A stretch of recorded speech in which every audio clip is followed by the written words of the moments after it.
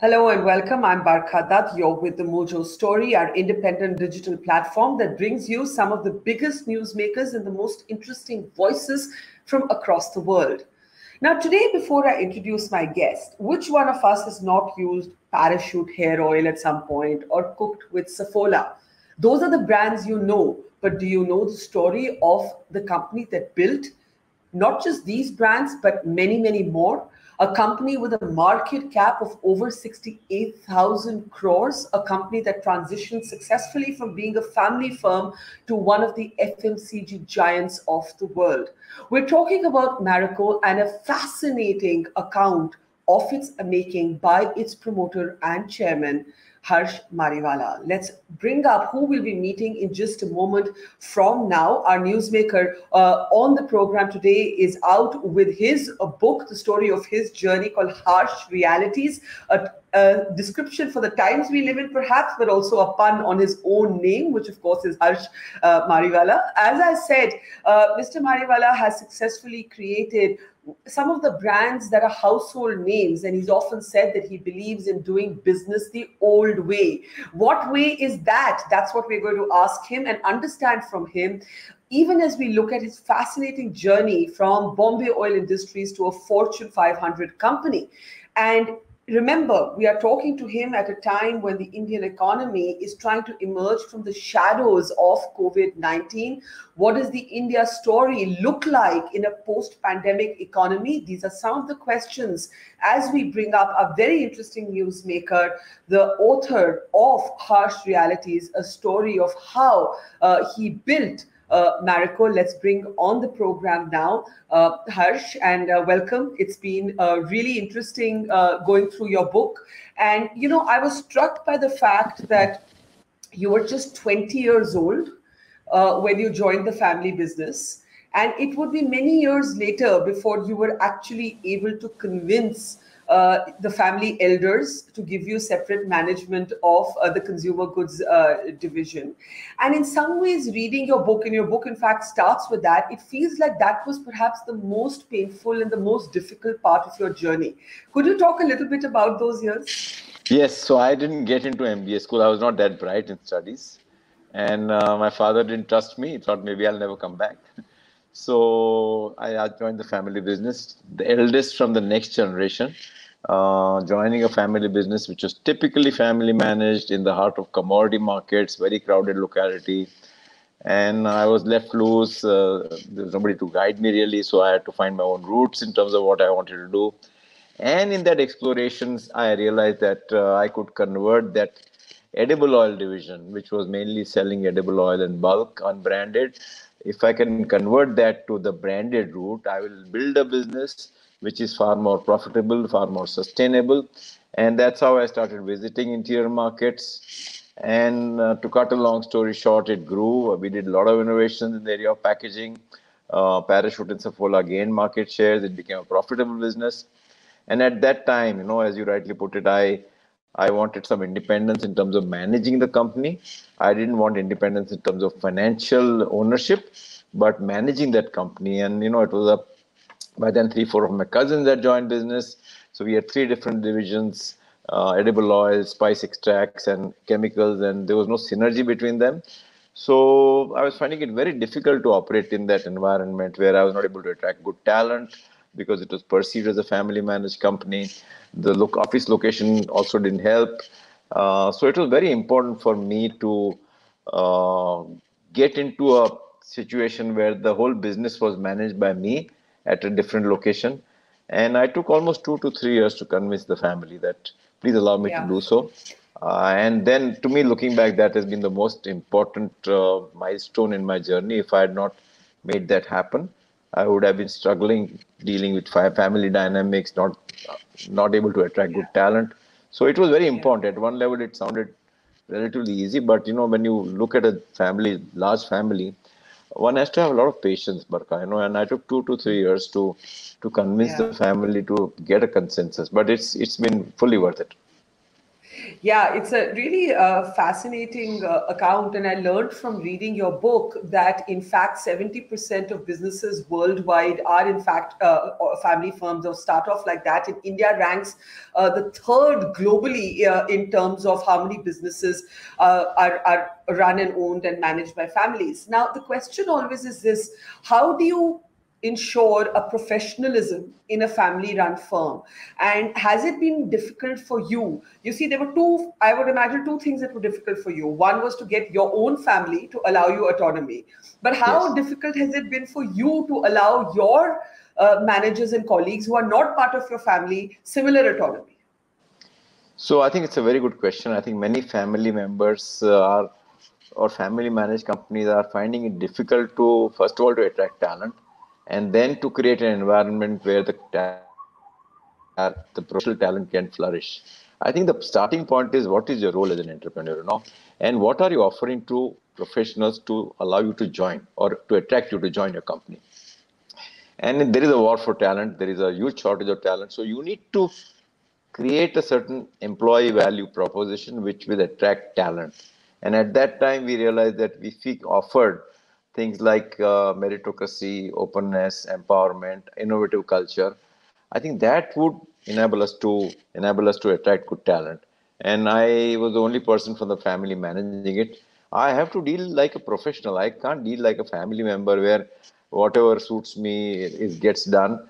It has to get done on merits, and the organization's interests come first, and then only the promoter's interest. Many times I've seen in Indian family businesses, the promoter's interests come first. But if you're running a public company where you have majority ownership, you are not the only owner. You are a part of the Yeah. owner. You may be a majority owner, but you are not the only owner. So you have to take into account the fact that you have other shareholders and you are accountable to them, and you have to do something which is in organization's interest. So from day one, I put in a lot of effort to ensure that the influence will not work, to have an open, trusting culture, empowering culture. And I think Yeah. that played a very, But very important role.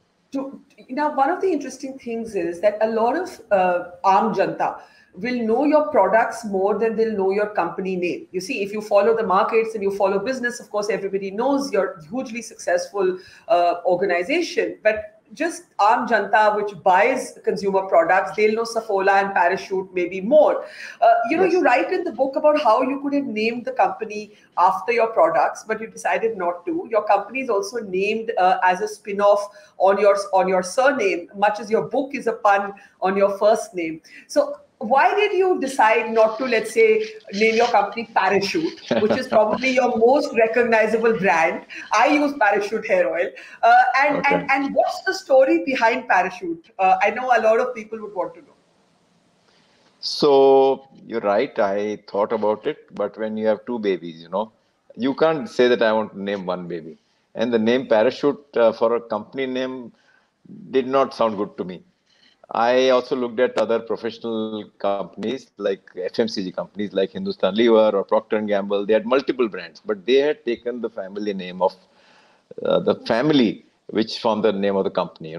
So after a lot of thinking, I decided that instead of naming the company Parachute or Saffola, it's better that I name it uh, after my surname, and that will also give me some freedom in terms of getting into other newer brands and things like that. So I think that's a decision I took after a lot of thinking at that time, partly getting influenced by some of the bigger names like international names like Procter and Gamble or Levers.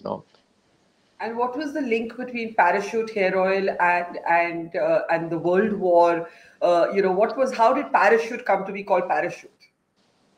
So Parachute is actually, it has multiple uses. It's a coconut oil. We also have other extensions which are hair oils, but mainly it's coconut oil. And it was launched much before I joined, but it was mainly available in big tins. And at that time, my uncles were looking at something which was unique. That time, in the World War days, the Parachute was something very unique. So they decided to name it Parachute. When I started to convert that market from large tins to small tins, a lot of my friends, family said that please change the brand name because it is not good enough for you to brand your to make your brand under the name of Parachute. But I don't know why, but I just didn't listen to them, and I decided to continue the same name. And looking back, it's paid off. It's in the sense that Yeah. it's worked out. Yeah. But the book, like till I read your book, I would never have thought that these are the challenges that entrepreneurs face. You mentioned the transition from oil being sold in big canisters to small, let's say, plastic bottles, and how Yeah. difficult it was for you to get the company to do that, to get the market to shift in that way. These are the kind of challenges you would never think people have while building their companies.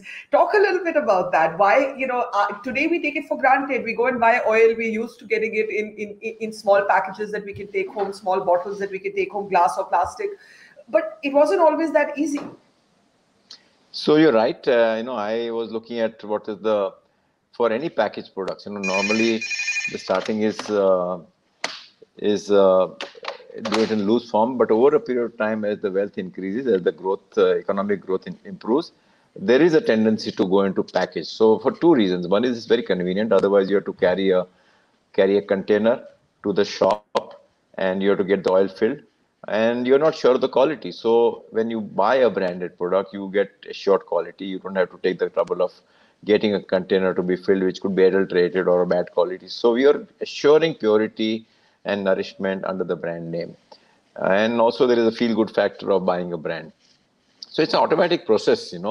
I think as the country progresses, the people start converting from loose to pack. And as of today also, there is at least 30 to 40% of coconut oil being sold in loose, especially in rural areas. So the whole thing has happened because of conversion and because of brand assurance and convenience. Now, you had sort of market predators, as it were, wanting to buy out some of your products, buy out some of your divisions. And I'm talking, of course, about Hindustan Lever and a very sort of aggressive sort of predatory eye that it had on Marico. Talk about that time and how you fended it off. You also had an IPO Yeah. out. You said it hit your shares. So speak Yes. about that. So we went public in the year 1996.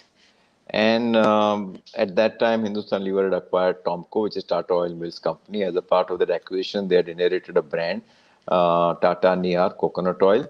And they thought that they could take us on by giving us a fight. We had gone public, so we were visible in public eyes. And they were very serious about their intent. They also acquired one other brand in coconut oil, Coco Care, and they went in their public into the distribution route, and the analysts made that we will actually defeat Parachute and take over huge market share from them. At that time, they were riding very high because they had scored big victories in the oral care segment, in the toothpaste segment against Colgate through their brands Signal and Pepsodent. So it was scary because they are giant, and that time were much bigger than what we were. That time we were doing a turnover, I think 500 or 600 crores totally as a company. And so there was the fear. And a lot of people told me also to sell out. The whole objective of them doing one objective was to acquire us. And I got approached through multiple routes to sell out. Some of my friends felt that I could sell out and encash and enjoy life. But to me, that is not enjoyment life, just to sell out and make money. So I was determined that I will not sell out because I was quite sure that we are very strong. We understand this business much more than them, and we should be able to take them on. We have a strong brand.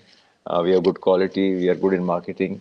Only area where we were relatively not so good compared to them was distribution, and especially rural distribution. So we took a lot of steps to improve rural distribution and over-invested in our brand. And they launched a few times, 3, 4, 5 times over a period of 4, 5 years. They got some market share, but not at our cost. They got it at the cost of some smaller players. And at some stage, they started losing interest in this category.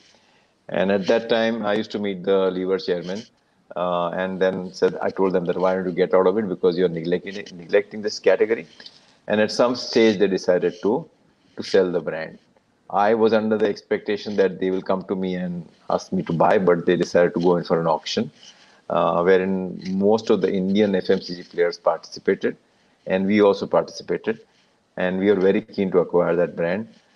We didn't want to lose out, so we went aggressive in terms of our acquisition bid, and that worked out in our favor. And So from being selling out to a MNC, we bought their brand, which was a great source of, shall I say, joy I can at that time. imagine. Yeah, I can imagine. Now yeah, you have, you have, and when I say you, I mean Marico has managed to defy the sort of economic, downward turn that the country is going through because of two phases of the pandemic. We could be looking at a third. yeah. How have you, what have you done as a company to remain afloat at this time, to remain above water at this time? Yeah, it's a very good question. I think we have invested prior to this, we have invested a lot in our culture building. And as I mentioned earlier, our culture is very open, boundaryless, empowering. And when all of a sudden the first lockdown was announced, we started working on virtually. And luckily, everybody has computers at home, the whole team. And then they started, within 4 or 5 days, our factory started operations. We had a lot of challenges in terms of reaching to our distributors, reaching to retailers, and we took a lot of innovative steps to ensure that our products were available through e-commerce as well as through retail outlets. Wherever the distributor was shut, we got that information through geo-mapping. We went directly to retailers. So supply chain was a big challenge. And then we also over invested in terms of giving assurance to our own members in terms of meeting their anxiety. Not only that, but we saw that as an opportunity to reach all the family members because everybody was at home. So we did a lot of programs for all the family members, whether it's spouses or children or parents. So depending on what their needs were, cooking classes, exercise classes, contests, hobbies. And I think that gave us a great opportunity to be close to our family members of our employees, So that really Yeah. helped us a lot. The whole leadership also played a very, very important role in giving authentic information to people in terms of what's happening to us. When the second wave hit, also we went overboard in terms of ensuring that we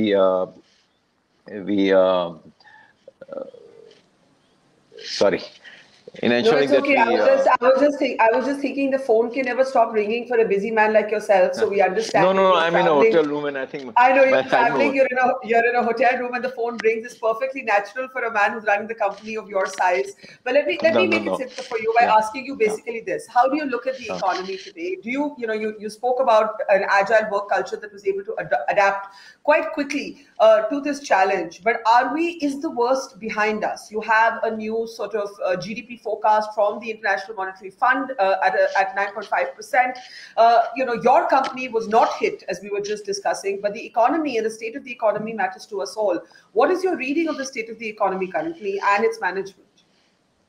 So I would say that the second wave was much easier to operate because we had learned from our mistakes of first wave and we had got learned used to it. That fear of the unknown was not there. The different type of fear of the death came in, and I'm sorry I also read about your father, so my condolences about that. But still, I think people are, I think today in a far more better kind of a mood today. I was talking to Dr. Shashank Joshi, who was heading the task force in Maharashtra today only. I was talking. He's saying things are much Yeah. better. We have to wait for maybe a month and a half. There may be a third wave, but it looks like the third wave will be muted compared to the second wave. Just now it looks like that. We have to hope for the best, but I'm quite optimistic that things will improve. I think this quarter is going to be good. Next quarter, a lot depends on the third wave, but I, for one, believe that because of higher kind of higher vaccination rates as well as already a lot of people have got covered through infections. I think the impact of the third wave will be relatively much milder, but let's hope for the best. But overall, I would say I'm cautiously optimistic. What are some of the, you have spoken and written about how actually, though things seem so bleak and it's been a very, very tough 16 months, there are opportunities in this moment. That COVID in itself throws up challenges, difficulties, and pain, but it also throws up opportunity, even from a business point of view. What are some of those Yes. opportunities? So we have capitalized on those opportunities. If you see, these are trends which have got accelerated because of COVID. The trend towards the digital trend, which is whether it's your digital consultation or digital meetings or digital seminars, or digital commerce. We have gone overboard, especially as far as digital commerce is concerned. It's a big thing. Our sales have more than doubled in the last 1 year in digital commerce. and gives us a great opportunity to launch newer brands, which are known as D2C brands. So we acquired two brands in D2C areas. One is Beardo, and another is Just Herbs. And these are brands only sold through the e-commerce route. So we see good traction. We also have launched one or two of our own brands through the D2C route. So one is the digital, leveraging that, and work from home. So we will give up a lot of office space, which will save us at least 3-4 crores per annum in terms of lease rentals. A lot of I was going to ask you that. Do you think that big companies are not going to go back to work from work? And you see money saving in that, but a lot of cities around the world and in India worry that if economic centers, think there are other businesses that grow around workspaces, right? Whether it's food, whether it's transport, whether it's property, real estate. So as a promoter, you might be saving money, but the overall economy might be damaged if there's no return to work from work.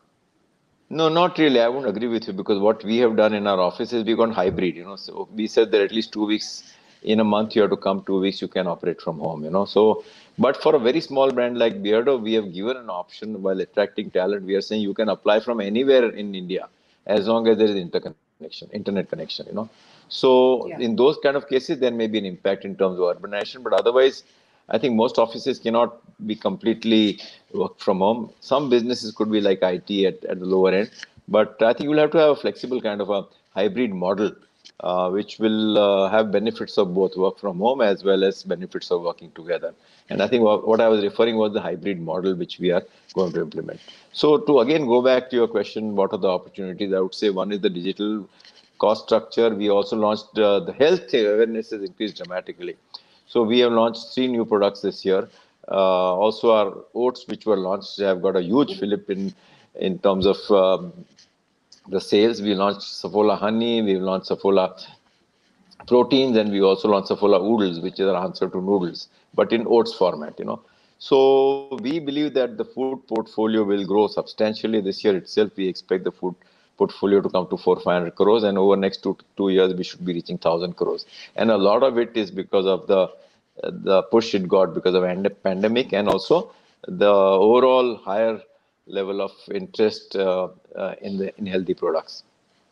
Yeah, that's really interesting. But you have also said, and others in your fraternity have said, that it's not as if the economy nosedived only because of the pandemic. There were structural challenges even before the pandemic in terms of reforms and in terms of opportunities for the government to actually seize this moment. What would you like to see in terms of changes in policy?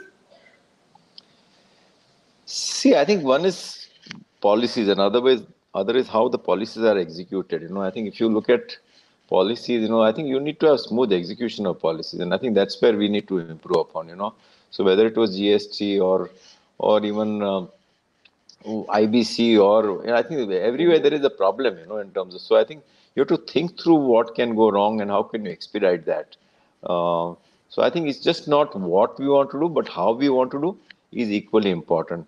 And some of the new policies which the government has given a little bit of break because of COVID, whether it's farming policy or labor policy. I think it's important that those issues are addressed and we move forward.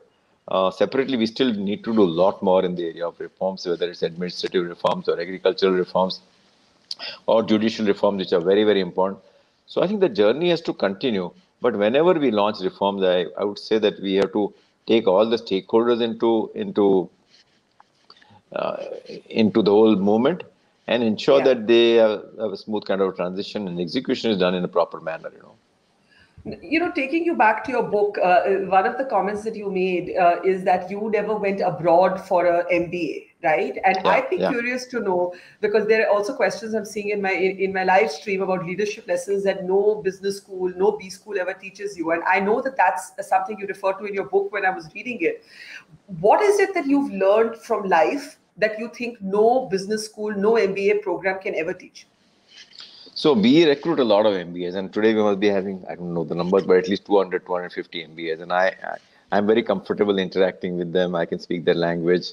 And whenever first time we have an MBA, we have management graduate training program, every year. So we have about 15, 20 MBAs joining us. And, I speak to them every year. I talk to them about the history of the company, but I tell them, first of all, you have to be very humble, just because you have passed out from a business school and you are so much in demand where best of the companies want to attract you, you should be at ground and you should be learning. And learning can come at the lowest level, whether it is distributor or distributor sales rep, or if you're the factory level, the factory workman, you have to get yourself accepted. And I think that's a big change for them, because I think sometimes some of them success goes into the head because of the fact that, okay, so many people want to employ me. I started a salary of 20 lakhs, starting salary. So I think that's one. Number two, how do you develop your leadership style? Because that MBA doesn't teach, I've seen it. So you have to have leadership style, which is very participative, which is empowering, which is based on trust. And I think that's what we teach once the people come into working with us. And thirdly, I've seen young MBAs, they don't want to take risks because in the initial stages of their career, they feel that if I take a risk and if that risk doesn't work out for whatever reason, and if I have a failure, that will go against me in my biodata. So it's very important that they should realize that it's okay to fail. Multiple times, every person in this world has failed, but there is learning out of that failure. But if they say that I always want to play safe. What's the biggest risk you've taken? What's the biggest risk I have you've taken? I have taken many risks. One risk I took was, 2, 3 big risks was, okay, at the family level, asking to spin it off in a different company, the fight with levers. At some stage, there was a family separation in terms of financial separation, then buying over to my uncles, and I had to pay them money. So, multiple, these 3, 4 risks I took, and the last risk which I took is, I can't call it such a big risk, is to pass on the baton from me to a professional in the organization. So now I am just a chairman, and I don't have a operational role in the organization. So it's rare. Was that very relatively difficult? Was that very It was difficult? tough. It was tough because from working full time in an organization, you want to spend about 20% of your time in the organization. It's tough from whether that person will be able to deal with it. Luckily, that person has been with us for many years, so I had that confidence. What will I do with my time? Because I can't just sit home and relax or play golf every day. So I have to be fully occupied mentally. So luckily, I had sown a lot of new seeds before I stepped down, in terms of new businesses, in terms of giving back What made you do initiatives. this, though? What made you do this sort of emphasis variation on your own company of handing it over to a professional? So 2, 3 things. One is from the point of view of perpetuity. Every organization. I am a kind of person who believes in perpetuity. I don't want to sell out, even if I'm not there tomorrow. It's very But you clear could have that handed it over to your children. You could have handed it over to your children like yeah. most family firms do. So yes, that's the normal Indian way of doing things. But I always decide what is good for the company, and which I mentioned earlier. It is not my company, because I have a majority shareholding, or me and my family, but that doesn't mean it's my company. That means I have to do something which is in the interest of the company and not in my interest. So I had to select a person who was the best suited. And separately, my children, they were not ready, and they were also not showing any inclination because they have got some other. Both of them are very well settled in something which they have been doing, and they're very happy doing, and they're doing it extremely well there. And my daughter is a topmost canine behaviorist in Bombay, and on top of that, she is helping me run this mental health initiative, which is very large. My son is set up an investment office in which he's done extremely well. So my son is on board also. So we don't have an operational role, but it's gone to the professional, because the company is getting turned into a board managed company, so that in future, even if I'm not there, the board will start taking calls in terms of how to run the company, who's the best CEO to manage the company. Yeah, and I think that's supremely admirable. I do want to ask you a couple of questions in the end. You say in your book, and you said in your interviews, that you like doing business the old way. What is the new way that doesn't make you comfortable? What is the new way that doesn't make you comfortable? The new way, which is, I'm talking of the new age businesses, is just going after volumes, just going after turnover, and as your turnover increases, the losses increase, and I'm not able to digest that. So it's very difficult for me. I need to build a business. I'm not saying I have to start making money from day one, but I should have visibility over a period of 5 years that, okay, if I start a brand,